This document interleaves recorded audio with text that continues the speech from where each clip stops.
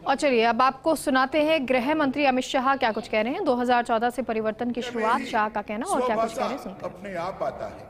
स्वराज की व्याख्या में भी स्वधर्म अपने आप आता है। स्वराज की व्याख्या में ही हमारी संस्कृति अपने आप आता है और स्वराज की व्याख्या में ही देश का सर्वोच्च विचार सबसे पहले वो अपने आप आता है। ये सारे व्याख्याओं को सीमित कर स्वराज की व्याख्या को शासन व्यवस्था तक सीमित करने का काम कुछ लोगों ने किया और हम उस रास्ते पर चल पड़े। और स्वराज की संपूर्ण कल्पना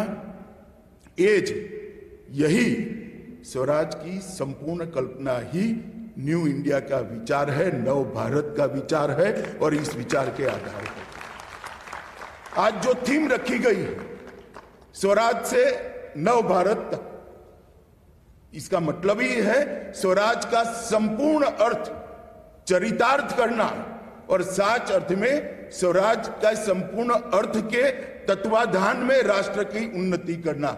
इस दिशा में देश को ले जाने का आज संगोष्ठी है। मैं मानता हूं कि एक समृद्ध, सशक्त, संस्कृत, शिक्षित, सुरक्षित और सामर्थ्यवान भारत की रचना का तब ही विचार हो सकता है जब स्वराज के सारे अर्थ हम समाहित करें और उसको प्राप्त करने के उद्देश्य के साथ एक रास्ते पर चल पड़े। भारत की जो कल्पना करते, मैं कई लोगों को सुना, मैं किसी के साथ कभी मतभेद नहीं करता, मगर मैं अपने विचारों को दृढ़ता के साथ रख।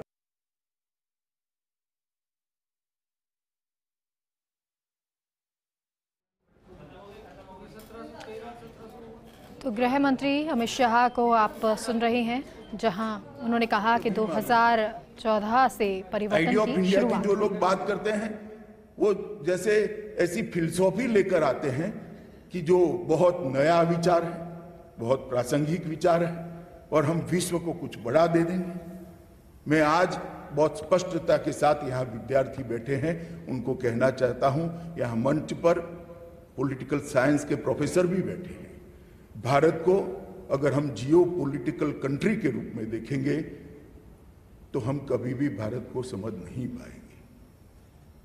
भारत कोई संधि से बना हुआ राष्ट्र नहीं है, भारत कोई रेजोल्यूशन से बना हुआ राष्ट्र नहीं है, भारत कोई युद्ध के परिणाम से निर्मित हुआ राज्य नहीं है। भारत एक जियो कल्चर कंट्री है, भू सांस्कृतिक देश है और जब तक इस बात को हम नहीं समझेंगे हम भारत की कल्पना को समझेंगे। सदियों तक, हजारों सालों से हमारी चिर पुरातन एक सांस्कृतिक नदी का प्रवाह बह रहा है और इस सांस्कृतिक नदी के प्रवाह ने जिन जिन लोगों को अपनी आगोश में लिया वो भारत है और भारत को आज इसी दृष्टि से मैंने तो मेरी पार्टी का अध्यक्ष था, पूरे देश का सभी जिलों का भ्रमण किया है।